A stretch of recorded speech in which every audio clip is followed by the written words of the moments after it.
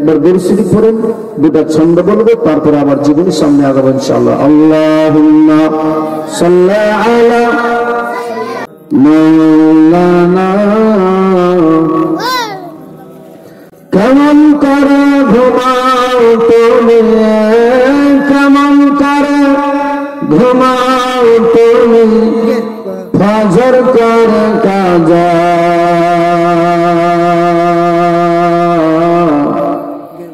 এমন তো হতে পারে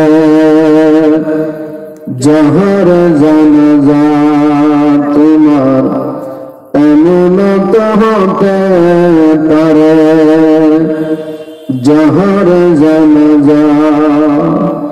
কেমন করে ঘুমাও তুমি, কেমন করে ঘুমাও তুমি, ফজর করে কাজা।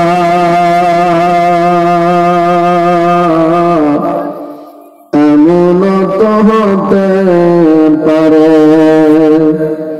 জহর জানাজা তোমার, এমন তো হতে পারে জহর জানাজা। একবার সুবহানাল্লাহ।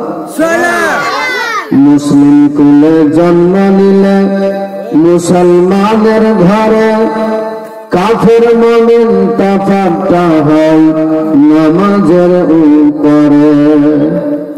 মুসলিম হয়ে জন্ম নিলে মুসলমানের ঘরে, কাফের মুমিন তফাৎটা হয় নামাজের উপরে। এই জীবনে হয় না যেন, এই জীবনে হয় না যেন নামাজ কবু কাজা।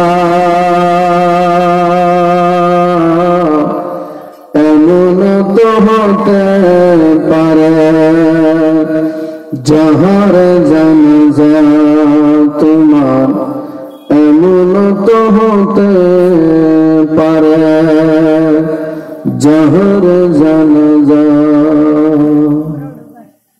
বেনামাজির লাশ কবরে রাখিবে যখন, মাটির চাপে পাজারের হার ভাঙবে রে তখন। বেনামাজির লাশ কবরে রাখিবে যখন, মাটির চাপে পাজারের হার ভাঙবে রে তখন।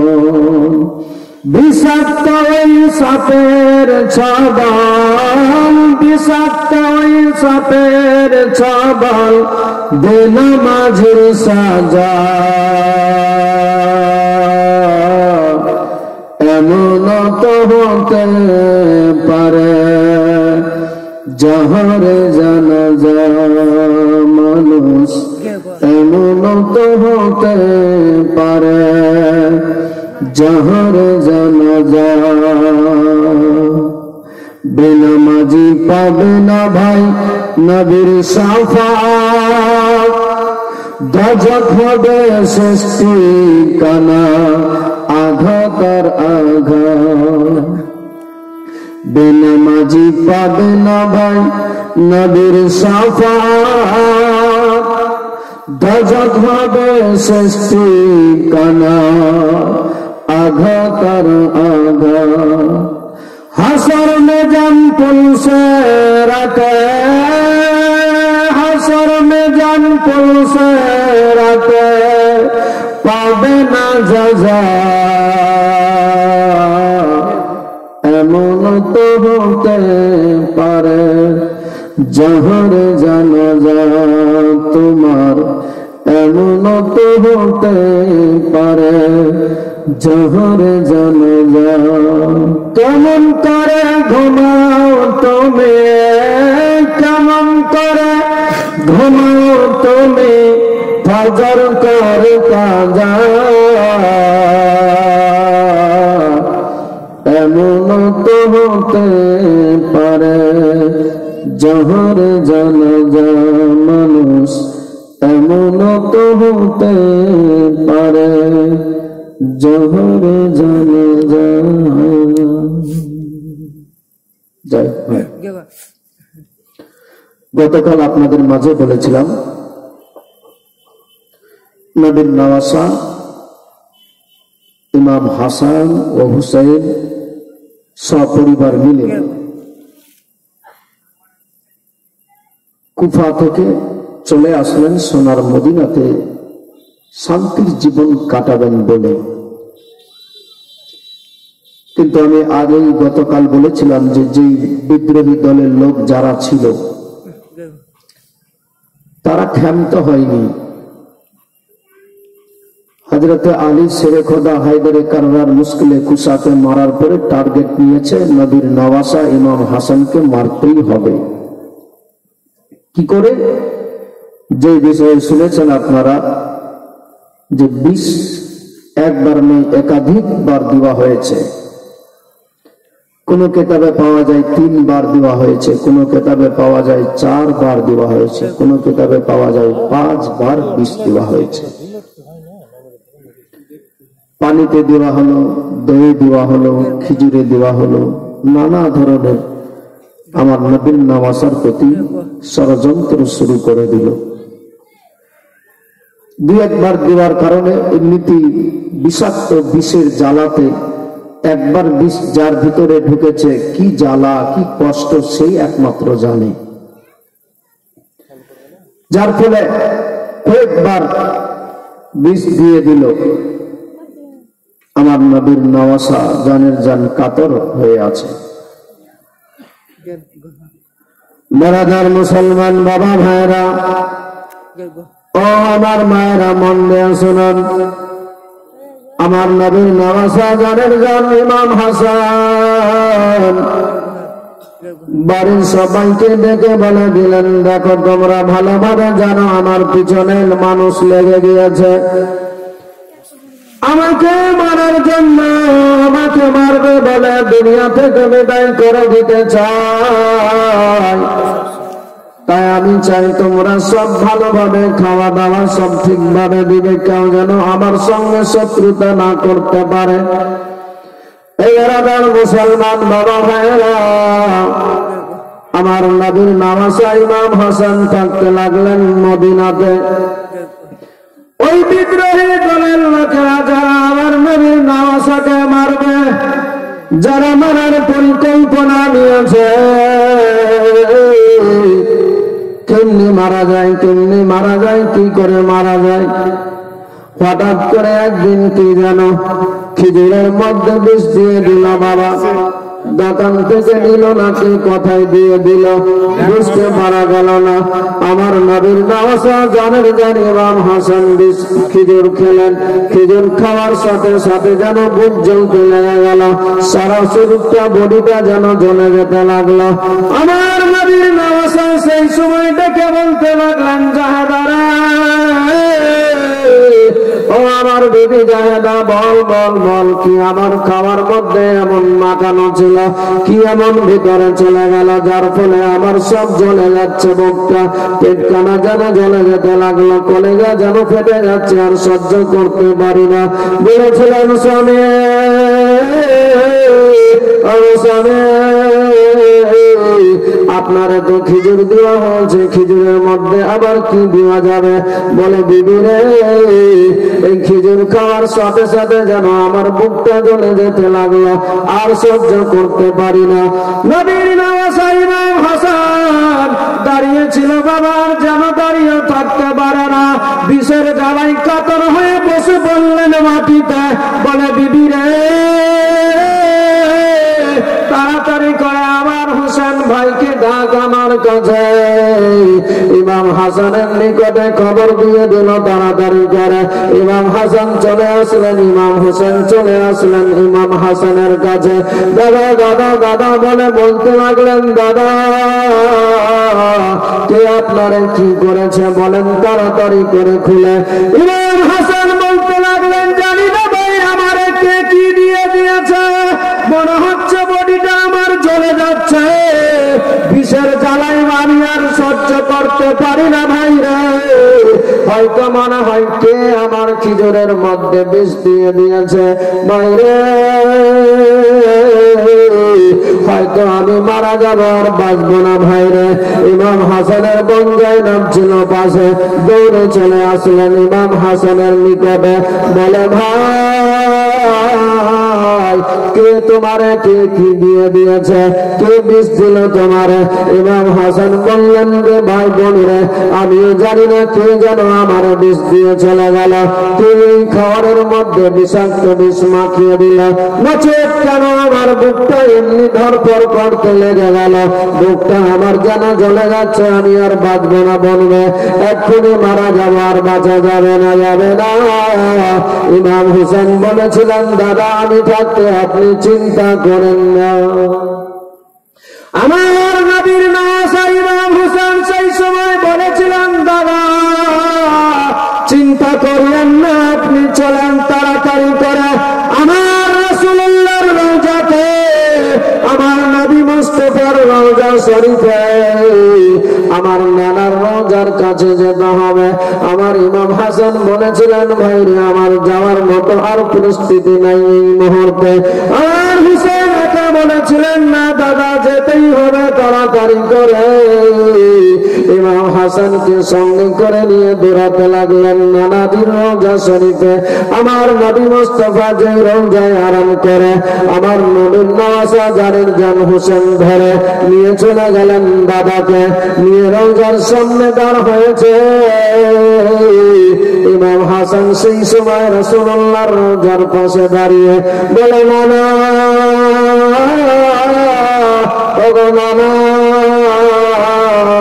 এই দেখেন না গো নানা, আপনার নওয়াজা জানের জান কলেজার টুকরা সন্তানকে কে যেন বিষ দিয়ে দিল নানা গো। ওগো নানা আমি হয়তো আর বাঁচবো না গো নানা। ইয়া রাসূলুল্লাহ ইয়া হাবিবাল্লাহ নবী গো, আমি তো কারো কোনো অপরাধ করি নাই, কোনো ক্ষতি করি নাই গো নানা, তারপরে আমার কে যেন বিষ দিয়ে দিল নানা, আমি হয়তো আর বাঁচবো না, মারা যাবো নানা গো। বুকটা যেন আমার জ্বলে যাচ্ছে, আর পারি না সহ্য করতে। দেখুন না বেরাদার মুসলমান, এত দুরবস্থা, এমন বিপদের মুহূর্তে আমার নবী নওয়াজা রাসূলুল্লাহর রওজা শরীফে, আমার নবীজির রওজার কাছে অঝর নয়নে কেঁদে কেঁদে কেঁদে কেঁদে বলে না আমি হয়তো আর বাঁচবো না, বাঁচবো না, আমার হয়তো জীবন প্রাণ পাখি উড়ে যাবে, আর আমার দুনিয়ায় থাকা হবে না। আমার নবীর রওজার সামনে দাঁড়িয়ে এক মুষ্টি মাটি নিয়ে নিজের বুকের মধ্যে লাগাচ্ছে আর পেটে লাগাচ্ছে, লাগার সাথে সাথে যে ইমাম হাসান চটপট করে যাচ্ছিল বাবা বিষের জ্বালাতে, যেমনি আমার নবীর রওজা শরীফের মাটি নিয়ে, আমার রাসূলুল্লাহর রওজার মাটি নিয়ে বুকে লাগিয়েছে, পেটে লাগিয়েছে, লাগার সাথে সাথে বিষ পানি হয়ে গিয়েছে।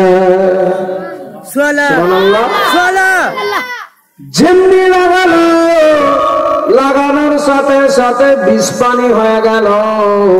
যেই বিষের জ্বালাতে ছটফট করছিল ইমাম হাসান যেন ক্লান্ত হয়ে গেল, যেন সুস্থ হয়ে গেল। আমার নবীর নওয়াজা ইমাম হাসান বলেন নানা নানা গো, আপনার রওজায় যদি পৌঁছাতে না পারতাম, যদি আপনার রওজার সামনে না আসতে পারতাম, এই মাটি যদি আজকে না লাগাতে পেতাম, হয়তো আমি আর বাঁচতাম না, মারা যেতাম, হয়তো আমার জীবন চলে যেত। মুসলমান সারা পৃথিবীর মানুষকে, সারা পৃথিবীর নর নারীকে আমার নবীর নওয়াজা বুঝিয়ে দিলেন দেখো রাসূলুল্লাহর রওজায় গেলে কি পাওয়া যাবে, আল্লাহ ওয়ালাদের রওজায় গেলে কি পাওয়া যায়, কি রস আছে না লাভ আছে। আমার নবীর নওয়াজা জানের জান ইমাম হাসান নিজে নামের রাসূলুল্লাহর রওজায় গিয়ে মাটি নিয়ে বুকে লাগালেন। আমার রাসূলুল্লাহর মাটির বরকতে ইমাম হাসানের বুকের জ্বালা বিষ পানি হয়ে গেল। কি পাওয়ার! আমার নবীর রওজার মাটির যদি এত পাওয়ার হয়, তাহলে আমার রাসূলুল্লাহর কি পাওয়ার বুঝতে হবে ভাই। এই জন্য বলেছি যে শুধু শুনলে হবে না, মানার চেষ্টা করতে হবে। ডুবে দেখেন নবীর প্রেম ভালোবাসায় ডুবকি দিয়ে দেখেন কি আছে, মনি মুক্তা সব পেয়ে যাবে। আল্লাহ বলেছেন, বান্দারে আমি তোমাদের জন্য সব নিয়ামত বানিয়েছি, উপভোগ করতে চাও, পেতে চাও, আমার নবীর প্রেম ভালোবাসার মধ্যে ডুবকি লাগাও, সব পেয়ে যাবে। আমি তোমাদের জন্যই করেছি, কাকে দিব আমি আর? আমার নবীর নওয়াসা সুস্থ হয়ে গেলেন। ইমাম হোসেন বললেন, দাদা চল, আর থাকা যাবে না, চলে যাই তাড়াতাড়ি করে, বাড়ি যাব ফেরত হয়ে। চলে গেলেন, ইমাম হাসানকে সঙ্গে করে নিয়ে বাড়ি গেলেন। আবার একবার দেহের মধ্যে বিষ দিয়ে দিল। আবার একই অবস্থা, আমার নবীর নওয়াসা ইমাম হাসান এই একই রকমের বিষের জ্বালায় ছটফট করতে লাগলো, বুক জ্বলে যেতে লাগলো। সঙ্গে সঙ্গে আবার ইমাম হোসেন আমার রাসূলুল্লাহর রোজায় মাজারে নিয়ে গেলেন। এক মুষ্টি মাটি নিয়ে আবার নানার কাছে কাকুতি মিনতি করে জানায় আর বুকে পেটে লাগাই, খোদার হুকুমে আবার বিষ পানি হয়ে যায়। ইমাম হাসান কে আবার নিয়ে যায়। দ্বিতীয়বারে ইমাম হাসান নিজের ভাই হোসেনকে বলে, ভাই রে, এই মদিনাতেও আমাকে মনে হয় আর থাকতে দিবে না। ভাই হোসেন, আমরা তো কোনো অপরাধ করি নাই, কোনো অন্যায় করি নাই, তারপরে আমাদের সঙ্গে কেন এমন ব্যবহার করে, কেন এই ব্যবহার করছে আমাদের সাথে?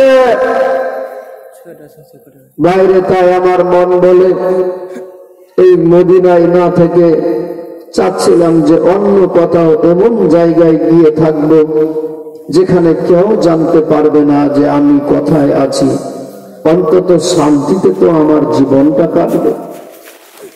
ইমাম হোসেন বলেছিলেন, দাদা কোথায় যেতে চান? বেড়াদার মুসলমান বাবাজি ভাইরা, আমার নবীর নওয়াসা বলেছিলেন, ও ভাই হোসেন, এখন যা মদিনার পরিস্থিতি হয়েছে, যারা আমার পিছনে লেগেছে তারা কোনো মতেই ছাড়বে না আমারে।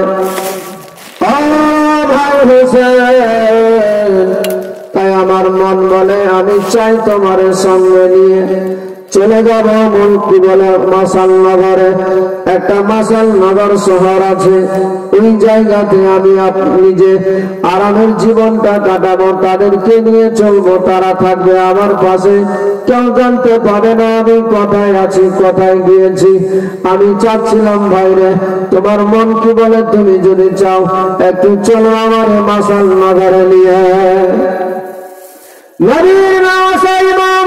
ইমাম হাসান বলেছে, যার ফলে ইমাম হোসেন বললেন, দাদা গো, দাদা আপনি চাইলে আপনার যেখানে ভালো হবে, যেখানে শান্তিতে থাকতে চান আপনি নিয়ে যেতে চাই আমি, অসুবিধা নাই দাদা, আমার পক্ষ থেকে কোনো বাধা নাই, কোনো বাধা নাই।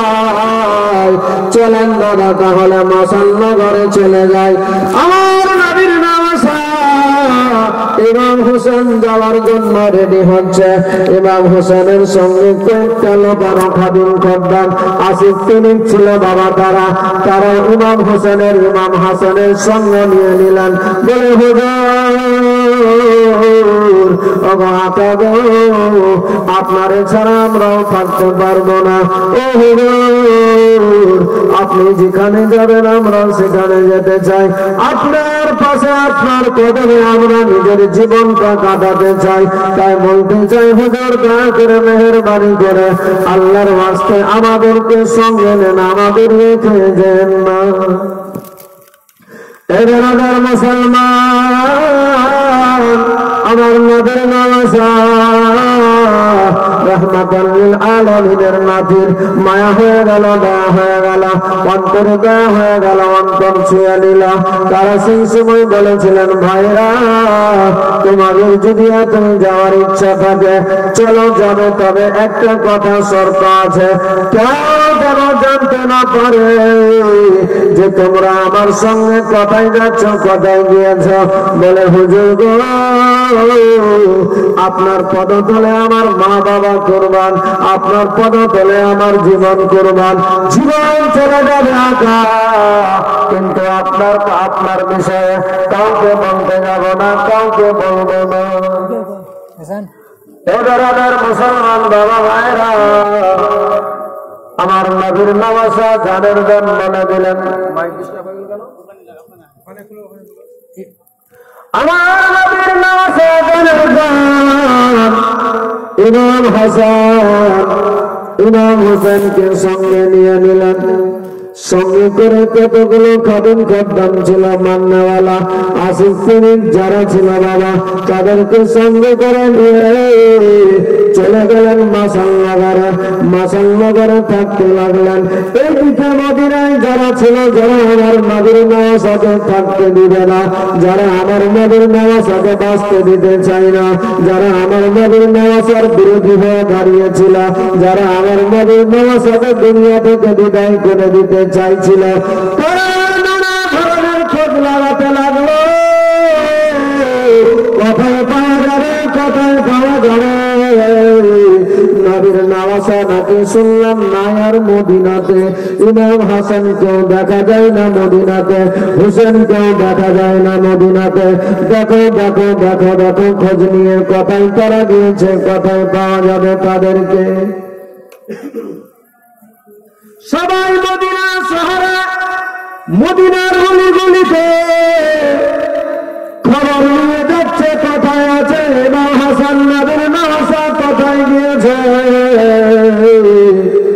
কেউ বলতে পারে না বাবা নবীর নওয়াজা ইমাম হাসান কোথায় আছে, কোথায় গিয়েছে, কোন জায়গায় গেল, কেউ যেন বলতে পারে না।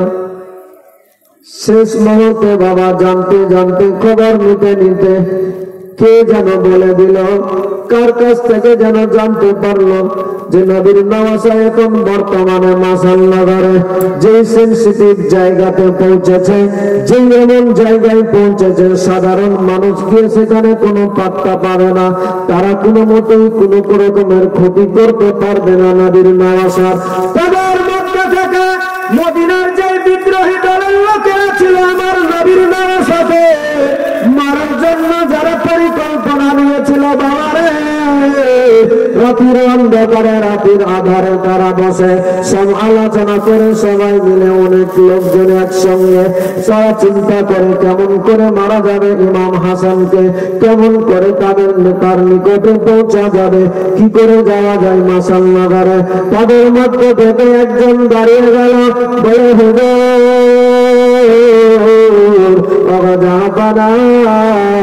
আপনি যদি আমার যাওয়ার পারমিশন দেন তাহলে আমি যাব। কেমনি করে পারবে মারতে বলে জানেন না। একটা জিনিস মাথায় রাখবেন ভালোভাবে, তারাই যেতে পারবে নবীর নওয়াজার কাছে যাদের মুখে দাঁড়িয়ে আছে। এই দেখেন না আমার মুখে দাঁড়িয়ে আছে, আমি এখন পাঞ্জাবি পরে নিব, মাথায় টুপি লাগিয়ে নিব, পাক্কা নামাজি হয়ে যাব।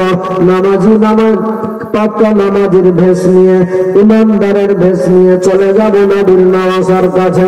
আপনারা বলে সবার বিষয়ে যারা বিগ্রহী আছে তাদেরকে গালিগালাজ করা লাগবে, তার নিকটে গিয়ে আমার একটু সমর্থন করতে হবে, নানা ধরনের কথা বলা লাগবে।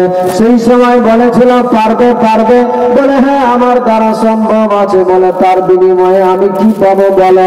বলে তুমি আগে তারে দুনিয়া থেকে বিদায় করো, তারপরে এসে আমাদের কাছে যা চাইবে তাই পেয়ে যাবে।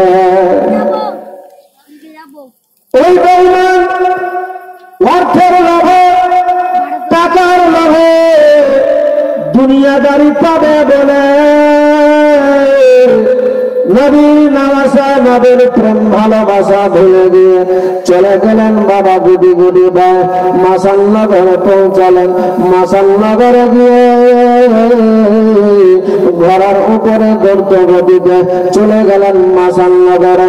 হাতে তুসবি, মাথায় টুপি নিয়ে গিয়ে সবার কাছে জিজ্ঞেস করে, ভাইরা তোমরা কি কেউ বলতে পারবে একটু আমার নবীর নওয়াজা কোথায় আছে? নবীর জানের জান কলেজার টুকরা সন্তান কোথায়? বলে তুমি কে গো, তোমার বাড়ি কোথায়? বলে ভাই রে, আসলে আমি এসেছি মদিনা থেকে। কিছু মদিনার দুষ্টু বেঈমান আছে যারা আমার নবীর নওয়াজাকে মেরে দিতে চায়, দুনিয়া থেকে বিদায় করতে চায়, যার ফলে আমার নবীর নওয়াজা কোথায় আমারও জানা নাই রে ভাই। আমি সেই জন্য এসেছি তোমাদের নিকটে খবর নিতে। আসলে আমার নবীর নওয়াজা কি তোমাদের মাঝে, তোমাদের কাছে আছে? তারা পুরো বড্ড চালাক ছিল বাবা, কেউ বলে না, কেউ বলতে চায় না, কিন্তু শেষ পর্যন্ত ওই বেঈমান গাদ্দার বুঝে গেল সাধারণ মানুষের কাছে জানা যাবে না, মসজিদের মধ্যে গিয়ে পৌঁছাতে হবে।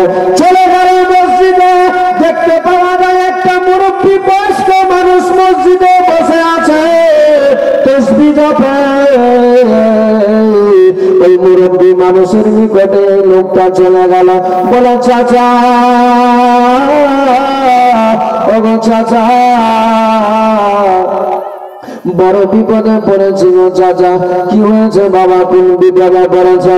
বলে দেখেন না, মদিনার বেঈমানেরা, মদিনার কিছু গাদ্দারেরা আছে, যার ফলে আমার নবীর নওয়াজাকে মেরে দিতে চাই তারা।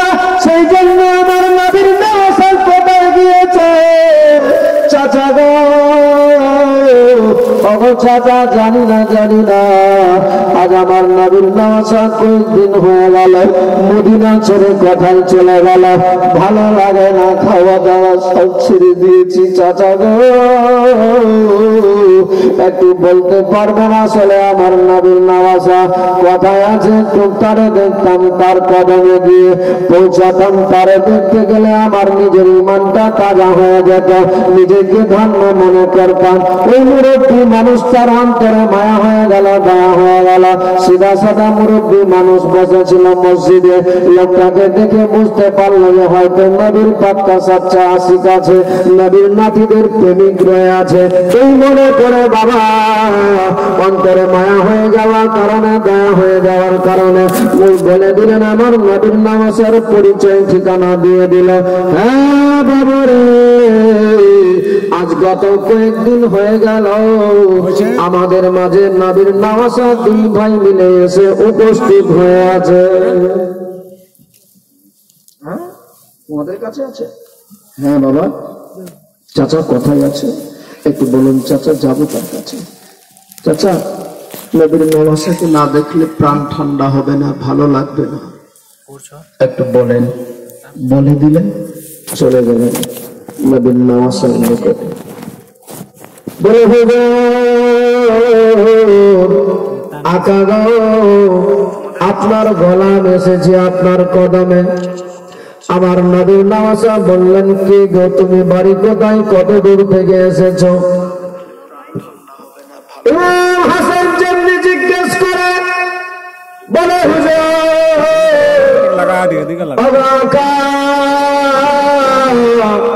আমার বাড়ি মদিনায়, কেন এখানে এসেছো ভাই? বলে হুজুর গো, কিছু বেঈমানদের কারণে, যারা আপনারে মেরে দিতে চায়, যাদের কারণে আপনি মদিনা ছেড়ে এই জায়গায় এসে পৌঁছেছেন, আপনারে দেখতে পাই না, আমারে ভালো লাগে না, সব কিছু ত্যাগ দিয়ে বিবি বাচ্চা ছেলে মেয়েদেরকে ছেড়ে চলে এসেছি আপনার নিকটে। হুজুর, একটু আপনার পাশে আমারে থাকার সুযোগ দেন, আপনার কদমে আপনার খিদমত করার একটু সুযোগ দেন। যদি দিয়ে দেন তাহলে নিজের জীবন ধন্য হয়ে যাবে। আমার নবীর নওয়াজার অন্তরে মায়া হয়ে গেল, দয়া হয়ে গেল। এমন দয়া কেন হবে না বাবা? রহমাতাল লিল আলামিনের নাতি আছে, এমন কাকুতি মিনতি করে বলেছে, যার ফলে আমার নবীর নাতির দয়া হয়ে গেল। ঠিক আছে বাবা, তুমি কাছে থাকো। জোহর নামাজ সময় হয়ে যায়, পানি নিয়ে গিয়ে সবার আগে হাজির হয়ে যায়। আসরের সময় সবার আগে হাজির, মাগরিবের সময় নবীর নামাজের কাছে সবাই হাজির। সমাজ দিয়ে এই কীর্তিকলাপ দেখে সন্ধ্যাবেলা ইমাম হাসানের নিকটে বলতে লাগলেন,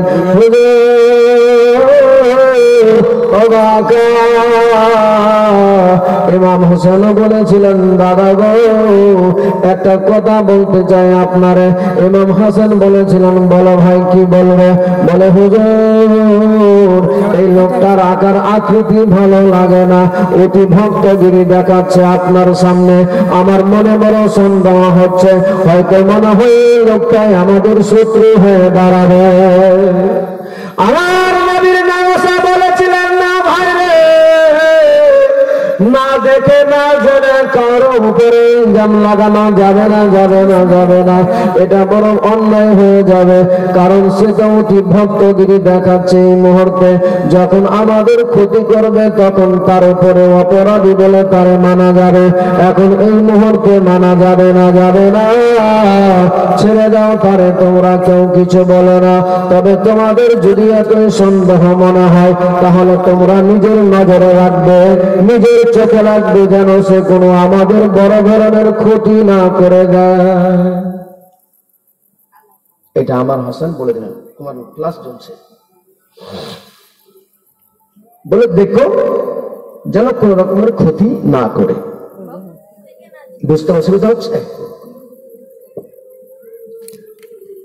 কিন্তু বাবা এও কিন্তু সুযোগে ছিলেন, কখন পাওয়া যাবে, কখন মারা যায়, সময় কেটে যায়। দেখতে দেখতে দেখতে দেখতে দেখতে দেখতে দেখতে দেখতে একদিন সময় পেয়ে গেল। কারণ এই অপেক্ষায় ছিল, যেমনি হোক, যে করে হোক আমাকে মারতেই হবে। নবীর নওয়াসা ইমাম হাসান নামাজে দাঁড় হয়ে গেলেন। বারাদার মুসলমান বাবাজি ভাইরা ও আমার মায়েরা, শুনে যান, রাত্রিবেলা আমার নবী নওয়াসা এসার নামাজ আদায় করার জন্য দাঁড়িয়েছে। এই বেঈমান, এই গাদ্দার আমার নবীর নওয়াসাকে মারবেন বলতে একটু দেরিতে ওযু করে, কারণ জামাতে যদি দান হয়ে যায় তাহলে মারা যাবে না। সেই জন্য সে দেরি করে নিল।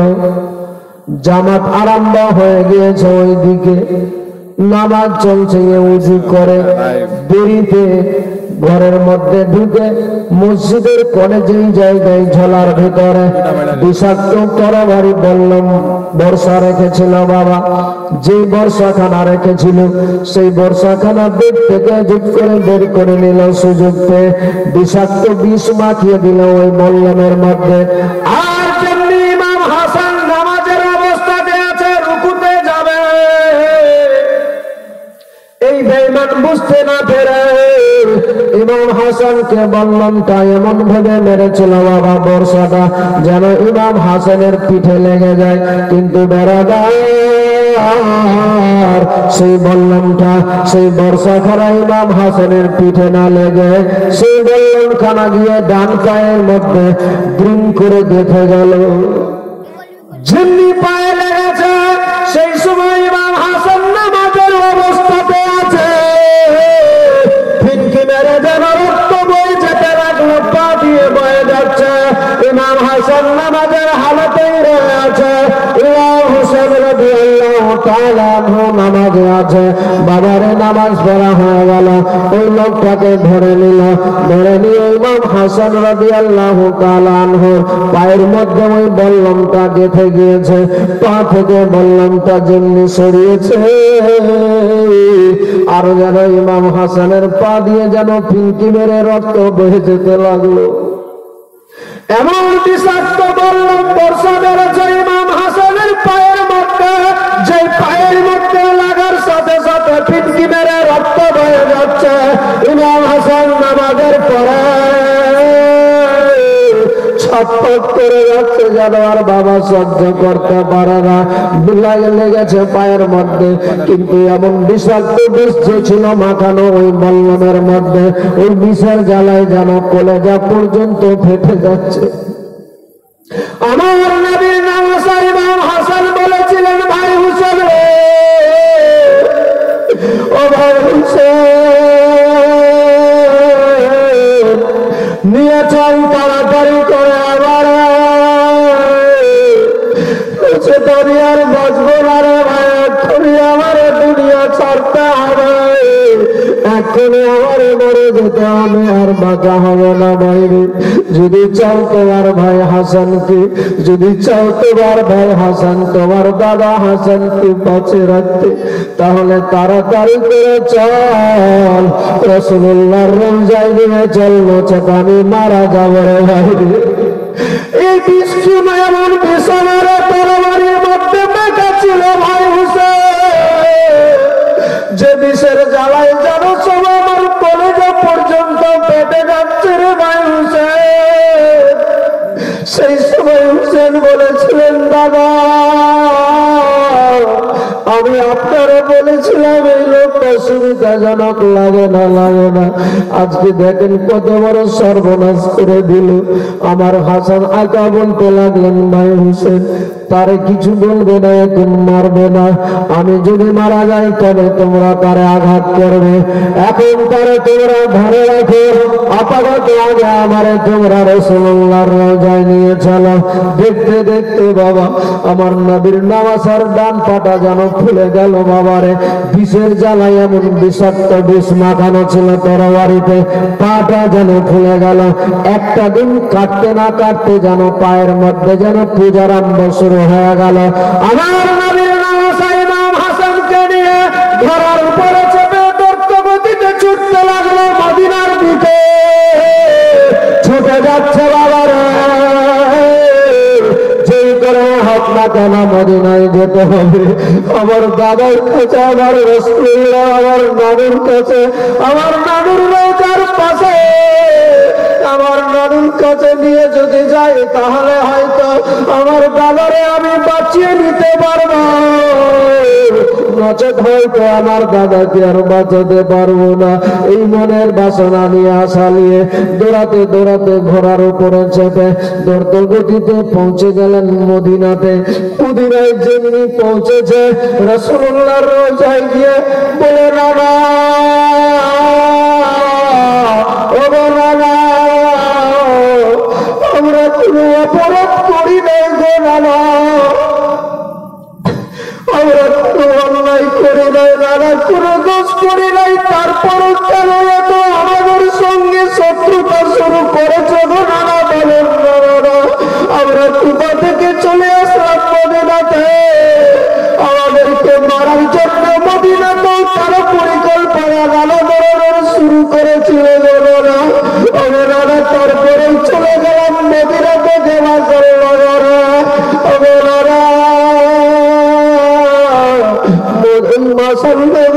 আমাদের শান্তিতে থাকতে দিল না নানা।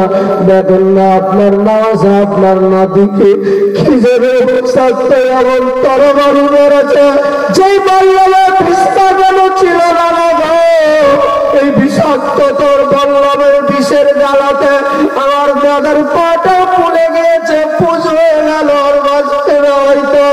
আমার রাসূলুল্লাহর রওজায় ওদের মেয়ে কেঁদে কেঁদে মাটি নিয়ে ইমাম হাসানের পায়ের মধ্যে লাগাচ্ছে আর বলে, নানা তুমি ছাড়া আমাদের অন্য কোনো বাঁচার বিকল্প রাস্তা নাই, বলো নানা একটু দয়া করো, মায়া করো, যেন আমার দাদা বেঁচে যায়, যেন আমার দাদার কিছু হইল না। নানা আমার দাদার যদি কিছু হয়ে যায় তাহলে আমি একা হয়ে যাব, আমার কোমর ভেঙে যাবে নানা, তুমি চলে গেলে, মা চলে গেল, বাবা চলে গেল, আমাদের ছেড়ে আমি একা, এখন আমার দাদা আমার পাশে, ওগো নানা গো, আমার যদি এখন আমার দাদার কিছু হয়ে গেলে আমি কি করব, আমি কেমনি করে জীবন যাপন কাটাবো, ওগো দাদা আমি একা হয়ে যাবো, ওগো দাদা একটু দয়া করো নানা। আল্লাহর হুকুমে আমার নবীর নামাজের ব্যথা তো কমে গেল বাবা, বিষের জ্বালা তো কমে গেল, কিন্তু পাটা এত ফুলে গিয়েছিল, এমন ফুলে গেল বাবা, প্রচন্ড কেন যেন পচে যাচ্ছে পাটা, যেন পুঁজগুলো বের হচ্ছে পা থেকে, এত মাছি পোকা যেন বসতে লাগলো মাছি দেখে। আমার নবীর নওয়াজা হোসেন বলেছিলেন, দাদা দাদা গো, এখানে রাসূলুল্লাহর রওজা শরীফে এমনি করে হয়তো আমাদের টাকা ঠিক হবে না গো দাদা। ও দাদা, আপনার সব জানা আছে আল্লাহর 70,000 ফেরেশতা ফিরে আসে। ও দাদা, রাসূলুল্লাহর রওজা শরীফে হাজার হাজার ফেরেশতারা আসে সালাম জানাতে। ও দাদা, এই নোংরা পুঁজ আপনার পা থেকে বয়ে যাচ্ছে, মাছি পোকা পড়ছে, এখানে এমনি থাকা ঠিক হবে না, তাই মন আমার চাই দাদা আপনারে বাড়ি নিয়ে থাকতে চাই আমি। আমার নবীর নওয়াজা ইমাম হাসান বলেছিলেন, ভাই রে, তোমার যা মনে হয় তাই করো, আমিও তো দেখতে পাচ্ছি আমার পা থেকে পুঁজ বয়ে যাচ্ছে। এই অবস্থাতে আমার রাসূলুল্লাহর রওজায় থাকা ঠিক হবে না, নিয়ে চলো আমার বাড়িতে। ইমাম হাসান সেই সময় সালাম জানিয়ে বলেছিলেন, নানা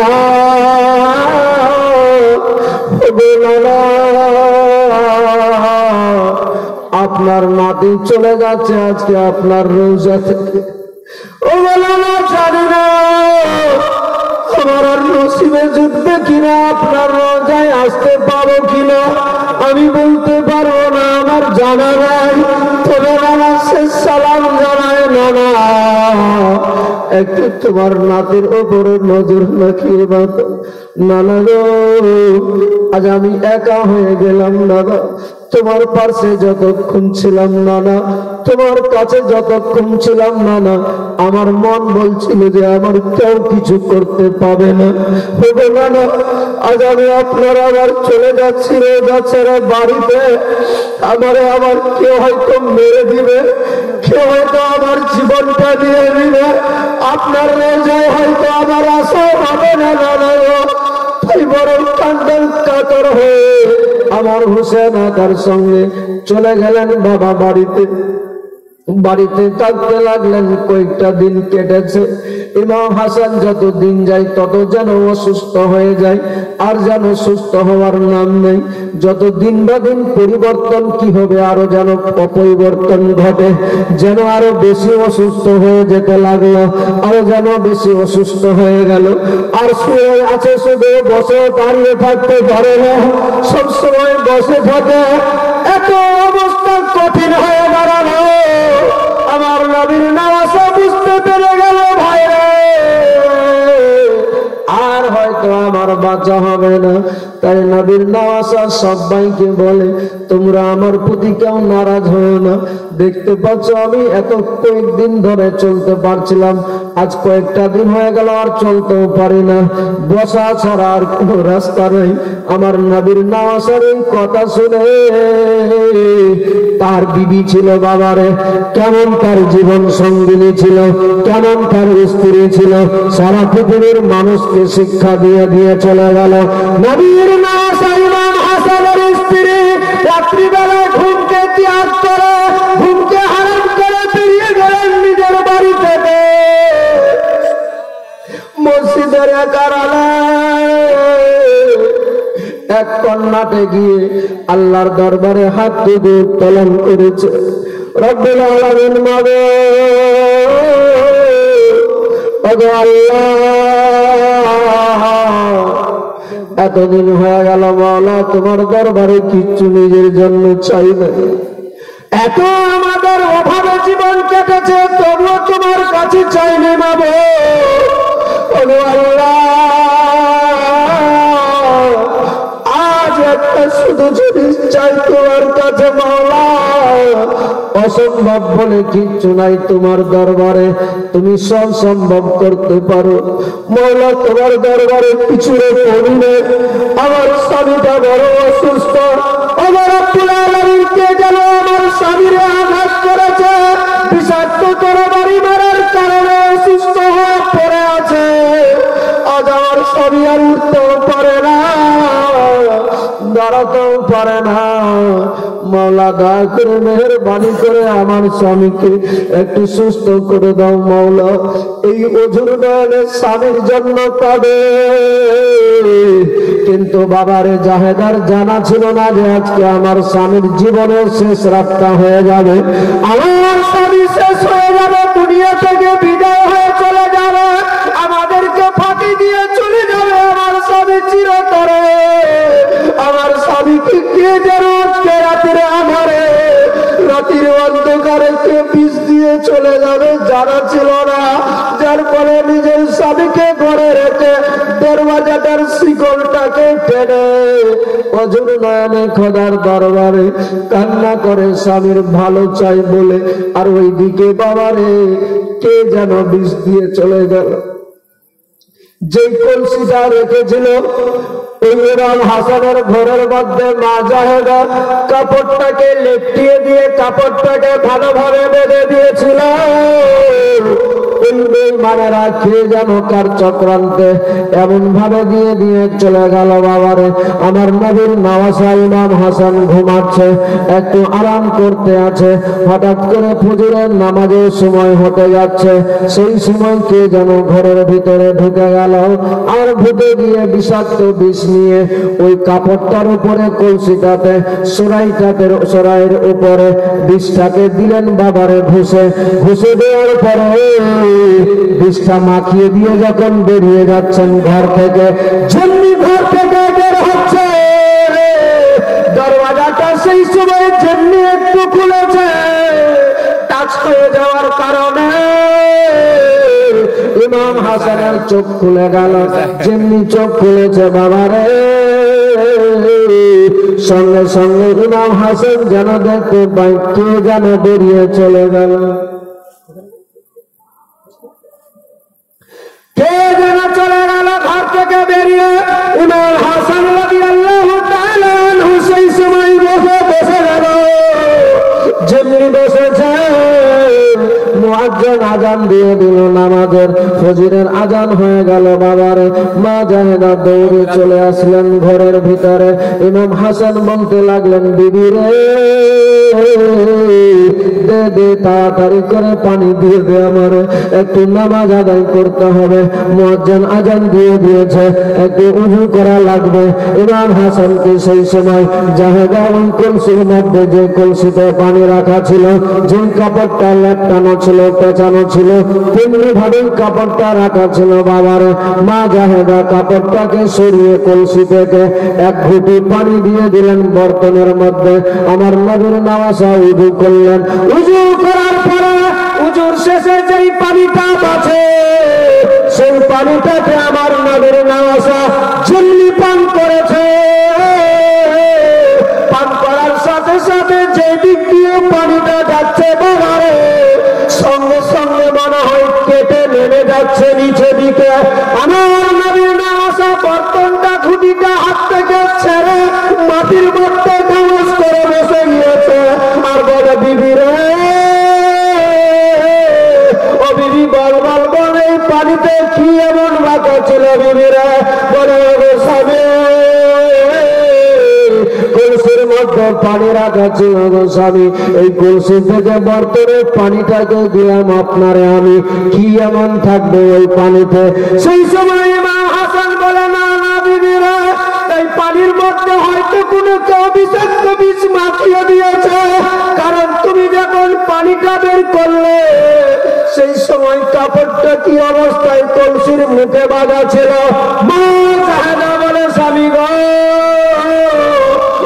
আমার মাথার তাজ, আমি যখন কলসি থেকে পানিটা নিলাম সেই সময় দেখলাম কাপড়টা লেপটানো আছে, কাপড়টা পেঁচানোই আছে। আমি শুধু পানিটা কাপড়টাকে খুলে কাপড়টা সরিয়ে আপনারা পানি দিয়েছি। সেই সময় বলে, বিবি রে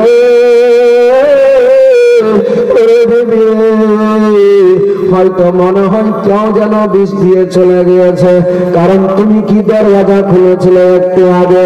আমার বিবি জাহেদা সেই সময় বলে, ইমাম হাসানের স্ত্রী বলে, না রে স্বামী না, আমি দরওয়াজা খুলি না, আমি আপনার জন্য কাকে বিনতি করেছি। মাওলার দরবারে হাসান বলে, বিবি রে, কে তাহলে এসেছিল আমার ঘরে? কে তাহলে পিছ দিয়ে চলে গিয়েছে? ইমাম হাসান কথা বলতে বলতে যেন মুখ দিয়ে হঠাৎ করে ব্লিডিং রক্ত বেরিয়ে যাচ্ছে। ইমাম হাসানের মুখ দিয়ে রক্ত যেন পানি নাই রক্ত বেরিয়ে যায়। ইমাম হাসান বলে, বিবি রে, ওরে আমার জীবন সঙ্গিনী, আমার স্ত্রী, দেখো দেখো, কি যেন আমার বিছনা দিতে গেলে এমনি কেন হলো? দেখ দেখ, আমার মুখ দিয়ে রক্ত বেয়ে যায়, রক্ত যেন বেরিয়ে যাচ্ছে মুখ দিয়ে। ইমাম হাসান যেন চটপট করতে আরম্ভ করে দিল। তার নিজের সন্তান কলেজের টুকরা কাসিমকে বলে, বেটারে, যা যা তাড়াতাড়ি করে তোর চাচারে ডাক, তোর চাচারে একবার নিয়ে বসে, তাড়াতাড়ি করে তোমার চাচাকে দেখো। ইমাম হাসানের ছেলে কাসিম দৌড়াতে দৌড়াতে ছুটে যাচ্ছেন ওইদিকে। পাশের বাড়ি ছিল বাবা, চলে গেলেন দৌড়াতে দৌড়াতে, বলে, চাচা গো, চাচা, তাড়াতাড়ি করে দরওয়াজা খুলেন। আমার নবীর নওয়াজা হোসেন আওয়াজটা শুনে বুঝতে পেরে গেল কাসিম আমার ভাতুষ পুত্র এসে গিয়েছে। কি হয়েছে দাদা, হঠাৎ করে তুমি? বলে, ও চাচা, বলা যাবে না ও চাচা, তাড়াতাড়ি করে চলে, আমি আমার বাবাকে যে অবস্থাতে দেখে এসেছি গো চাচা, এখন আমার আত্মার অবস্থা কি আছে আমি জানি না, তবে চাচা আমি দেখে আসলাম আমার আত্মার মুখ দিয়ে রক্ত ব্লিডিং হচ্ছে গো চাচা, হয়তো আমার আব্বা আর বাঁচবে না, মারা যাবে। চাচা তাড়াতাড়ি করে চলেন, আপনি তাড়াতাড়ি করে চলে, হয়তো আমার আব্বা বাঁচবে আর মারা যাবে চাচা গো। যেমনি এই কথা বলেছে বাবারে, বলার সাথে সাথে আমার নবীর নওয়াজা ইমাম হোসেন রাদিয়াল্লাহু তাআলা আনহু চট করে বেরিয়ে গেলেন। বাড়িতে গিয়ে যেন দেখছে মা জাইনাব ইমাম হাসানের বোন একটা বড় গামলা নিয়েছে। আমার নবীর নওয়াজা ইমাম হাসানের সামনে গামলা বর্তনটা রেখেছে। দেখতে পাওয়া যায় নবীর নওয়াজা ইমাম হাসানের মুখ দিয়ে রক্তের সাথে সাথে মাংস কেটে ভিতরের কলিজা পেপরা পর্যন্ত কেটে কেটে যেন বয়ে যাচ্ছে। আমার ইমাম হাসান আর যেন কথা বলতে পারে না, আর যেন কোনো আওয়াজ আসে না, শুধু ইশারা দিয়ে বলে, বল রে ও ভাই হোসেন, আমি আর বাঁচবো না, মারা যাবো বাইরে, এক্ষুনি হয়তো দুনিয়া ছেড়ে চলে যাবো, এক্ষুনি হয়তো মারা যাবো। ইমাম হোসেন সেই সময় ইমাম হাসান নিজের দাদাকে জড়িয়ে ধরে বলতে লাগলেন, দাদা তোর কিছু হতে দিব না, আমার দেহে যতক্ষণ পর্যন্ত রক্ত মাংস আছে দাদা, ও দাদা গো, আপনার কিছু ক্ষতি হতে দিব না দাদা, আপনারে এখনই নিয়ে যাব রাসূলুল্লাহর দরবারে, আমার নানার রওজা শরীফে। আমার নবীর নওয়াজা হোসেন যে নিয়ে এই কথা বলে সবাই হাউমাউ করে কেঁদে যাচ্ছে। সবার কান্না দেখে আমার নবীর নওয়াজা ইমাম হাসান বলেছিলেন, ভাই হোসেন, ও ভাই হোসেন, আর কোন লাভ হবে না, লাভ হবে না, নিয়ে গিয়ে আর আমার নিয়ে যাওয়া হবে না, আর আমার নিয়ে গিয়ে কোনো লাভ হবে না ভাই রে। এই দেখতে পাচ্ছ আমার কি অবস্থা হয়েছে, এখন তুমি নিজের চোখে দেখতে পাচ্ছ, এই অবস্থাতে আমার কেমনি করে নিয়ে যাবে ভাই রে। আরে ভাই আমার আর যাওয়া হবে না, আমি আর রাসূলুল্লাহর দরবারে যেতে পারবো না, আমার আর বাঁচা হবে না ভাইরা। এই দেখতে পাচ্ছ আমার অবস্থা এমন হয়ে গেল, হয়তো আমি এক্ষুনি মারা যাব, এক্ষুনি দুনিয়া থেকে বিদায় হয়ে যাব। তবে ভাই হোসেন তোমার একটা কথা বলে যাই, একটা কথা তোমার শুনতে লাগবে। আমার হোসেন আপা বলেছিলেন, শুনবো দাদা, তবে বলেন কে আপনার এমনি দিয়েছে? আমার হোসেন আকাকে সেই সময় বলেছিলেন, ভাই তুমি জেনে কি করবে? বলে আল্লাহর জাতের কসম, আগে বলেন দাদা, আপনার চোখের সামনে তারে আমি দুনিয়া থেকে বিদায় করে দিব। আমার নবীর নওয়াসা ইমাম হাসান বলেছিলেন, বাইরে লাভ হবে না, হবে না। আসলে আমি যাই মনে করি সে যদি না হয় তাহলে বিনা কারণে সে অপরাধী হিসাবে মার খাবে, তারে জীবন দিতে হবে। আমার যে দিয়েছে ও ভাই তারে তুমি ছেড়ে দে, আমার আল্লাহ তারে উচিত সাজা দিয়ে দিবে। আমার যায় এইভাবে আমারে নিয়ে যারা এমনি করে আমাকে নিয়ে এমন আমার অবস্থা করেছে, আমার আল্লাহ তাআলা তারে ছাড়বে না, তাকে রেহাই দিবে না ভাইরে। অতএব তোমার কিছু করা লাগবে না। তবে আমি শেষ মুহূর্তে বলে যাই, আমার সময় নাই আর বাঁচা, আর থাকা যাবে না ভাইরে। ইমাম হোসেন বলেন, না দাদা এমনি বলিয়েন না, আপনার যদি কিছু হয়ে যায় কেমনি থাকবো আমরা কিভাবে চলবো? আমার হোসেন আকা বলে, ভাই একটা কথা বলে যাই, তোমার রাখতে হবে। আমার হোসেন আকা বলেছিলেন, বলেন দাদা কি বলতে চান? আমার নবীর নওয়াসা সেই সময় বলেছিলেন, ইমাম হাসান, ও ভাই হোসেন,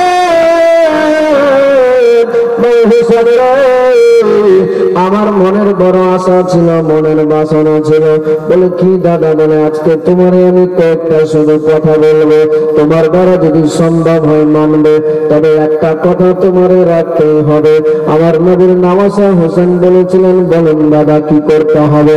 আমার নবীর নওয়াসা হাসান বলেছিলেন, ভাই হোসেন, আমার মনে মনে পরিকল্পনা ছিল, ভাই হোসেন রে, তোমার মেয়ে সকিনার সঙ্গে আমার ছেলে কাসিমের সঙ্গে বিয়ে দিতাম বড় হলে, তবে আর তো আমার থাকা হলো না। ও ভাই হোসেন, তোমার দ্বারা যদি সম্ভব হয়, যদি দেওয়া যায়, তাহলে তোমার মেয়ের সঙ্গে আমার ছেলে কাসিমের সাথে বিয়ে দিয়ে দিবে। তবে বেটা ভাই রে, একটা কাজ তোমারও করতে লাগবে। কারবালার ময়দানে যাবে, যে বিষয়ে আমার রাসূলুল্লাহর মুখ থেকে আমি শুনেছি, আমার জানা আছে, আমার মনে আবার আশা ছিল, বাসনা ছিল ভাইরা, যে সবার আগে কারবালার ময়দানে গিয়ে তোমার আগে আমি নিজের জীবনটা যেন দিতে পারি। রাসূলুল্লাহর সামনে মা ফাতেমা সেরে খোদার সামনে বলতে পারি, ইয়া রাসূলুল্লাহ, ইয়া হাবিবাল্লাহ, নানা গো, ওগো বাবা, ওগো মা, কারবালার ময়দানে আমার ভাইকে নিয়ে এসেছি, সবার আগে আমি আগে নিজের জীবন দিয়েছি। ও ভাই হোসেন, সেটা তো আমার আর দেওয়া হলো না, আমার থাকা হলো না পৃথিবীতে। তবে তোমার বলে যাই ভাইরে, এই কথাটা রাখতে হবে। আমার কলেজের টুকরা সন্তান কাসিমকে রেখে গেলাম তোমার পাশে। এই বাচ্চাটাকে, এই সন্তানটাকে আমার আগে, তোমার নিজের আগে, সবার আগে কারবালার ময়দানে দান করে দিবে। তুমি যদি আমার সন্তানকে কারবালার ময়দানে সবার আগে যদি কারবালায় যাওয়ার পারমিশন দিয়ে দাও ভাই, আর আমার এই সন্তানটা যদি কারবালায় শহীদ হয়ে যায়, তাহলে আমি নবী মুস্তাফার সামনে বলতে পারবো, যেই দিনে আমার নানা নবী মুস্তাফা, আমার মা জিজ্ঞেস করবে, বেটা হাসান, যখন আমার হোসেন কারবালায় বিপদে পড়েছিল, মুসিবতে পড়েছিল, সেই দিনে তুমি কি নিয়ে সাহায্য করেছিল? ও ভাই হোসেন, আমি সেই দিনে মা ফাতেমা খাতুন জান্নাতের সামনে সেরে খোদা মাওলা আলীর সামনে বড় লজ্জিত হয়ে যাবা। আরে আমার সন্তানকে সবার আগে কারবালায় যাওয়ার পারমিশন দিলে ভাইরে, মা ফাতেমা সেরে খোদা নানা নবী মুস্তাফার সামনে আমি বলতে পারবো, নানা গো, আমি ছিলাম না বেঁচে, আমার রক্ত ছিল পৃথিবীতে, আমার জানের জান ছিল পৃথিবীতে, সবার আগে আমার সন্তান কারবালার ময়দানে শহীদ হয়ে গিয়েছে। এই দেখো আজকে আমি তার রক্ত মাখা জামা নিয়ে দাঁড়িয়ে আছি।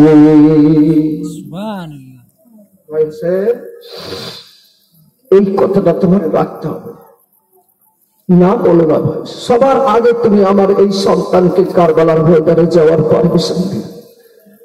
আমার হোসেন আকা সেই সময় বলেছিলেন, বাবা এমন কথা বলছেন আপনি, যে কথা আমি মানব কেমন করে? আমার দাদার একটাই স্মৃতি, ভতুষপুত্র কলেজার টুকরা সন্তান থাকবে আমার সামনে, আর আমার চোখের সামনে সে কারবালার ময়দানে গিয়ে শহীদ হয়ে যাবে।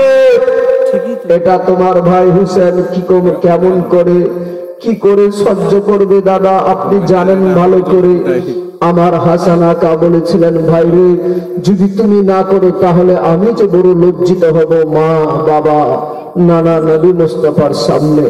অতএব চাই ভাই, তুমি আমার লজ্জিত করিও না তাদের কাছে, তুমি আমাকে তাদের কাছে লজ্জিত করবে না। আমার যাবার আমার সন্তানের পারমিশন দিয়ে দিবে। আমার হুসেন আকা বলেছিলেন যে যাও দাদা, আপনার যখন এতই মনের আশা বাসনা আকাঙ্ক্ষা, তাহলে আপনার কথা রাখলাম আমি, তবে দাদা আপনি আমাদের ছেড়ে যায়েন না। ইমাম হাসান সেই সময় বলেছিলেন, ভাইরে আর বাঁচবো না, এক্ষুনি দুনিয়া ছেড়ে দিব। এই মুসলমান মা বোন, আজ এই আহলে বাইতের আঠারদের জিন্দেগানি শুনতে গিয়ে আপনার মনে যদি একটু মায়া দয়া আসে, একটা অশ্রু যদি, একটা ফোঁটা পানি যদি আপনার চোখ দিয়ে বেরিয়ে যায় দুঃখ ভরা জিন্দেগানি শুনতে গিয়ে, আজ আল্লাহর ফেরেশতারা এখানে রয়ে আছে। আল্লাহর ফেরেশতারা দেখে তোমার আমার নামে আল্লাহর দরবারে গিয়ে বলবে, মাবুদ মাওলা, তোমার নবীর আওলাদদের, তোমার নবীর নওয়াসাদের জিন্দেগানি শুনতে গিয়ে তাদের মনে বড় দুঃখ জেগেছে, তাদের মনে বড় মায়া লেগেছে। মাওলা তাদের জীবনের গুনাহ ক্ষমা করে দাও। আমার আল্লাহ তাআলা সাথে সাথে মাওলা চাইলে আমাদের জীবনের গুনাহ ক্ষমা করে দিতে পারে। এ ভাই, আমার নবীর নওয়াসা ইমাম হাসান বলেছিলেন, ভাই রে আর থাকবো না আমি পৃথিবীতে বেঁচে। ইমাম হোসেন বলেছিলেন, দাদা দাদা গো, ওগো দাদা, যা বলেছেন আর বলিবেন না, আর নাই আমার পাশে কেউ, আমার কবর ভেঙে গিয়েছে, সবাই আমার ছেড়ে তোমরা চলে যাচ্ছে এমনি করে, আমি বড় একা হয়ে গিয়েছি দাদা গো, তুমি জানো ভালোভাবে। এখন তুমি যদি আমার ছেড়ে যাও তাহলে থাকবো আমি কেমন করে? আমার ইমাম হাসান বলেছিলেন, ভাই রে, ওর দৃষ্টে যার যা লিখেছে কেউ মেটাতে পারবে না। আমার যাওয়ার সময় হয়েছে, আমি আর থাকতে পাবো না। আমার নবীর নওয়াসা সেই সময় বলেছিলেন, হঠাৎ করে বলছেন, ও আমার ভাই হুসেন, বোন জাইনাব, আর কেঁদে লাভ হবে না। এই দেখো দেখো দেখো, একটা কথা বলবো তোমাদের, শুনবে? বলে কি?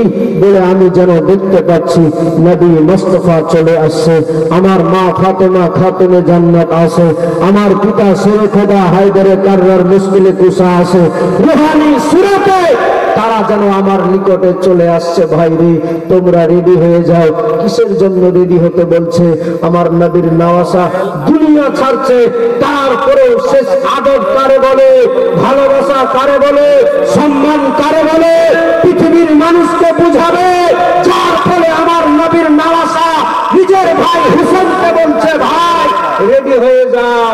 এই দেখতে পাই আমার নবী মুস্তাফা যেন চলে আসছে, আমার মা, তোমার মা ফাতেমা খাতুনে জান্নাত যেন আসছে, আমার বাবা, তোমার বাবা শেরে খোদা মাওলা যেন চলে আসছে। তোমরা সবাই রেডি হয়ে যাও। কি বলেছিলেন আমার নবীর নওয়াসা জানের জান, যে এমন তারা রেডি হতে বলছিলেন কেন, আর কি বলেছিলেন এমন সবার সামনে বলবো আপনাদের কাছে। তার আগে একটু আপনাদেরকেও আমি রেডি দেখতে চাই। নবীর সেই আহলে বাইতের ভালোবাসা 5 পাঞ্জাতনের নামে 5টা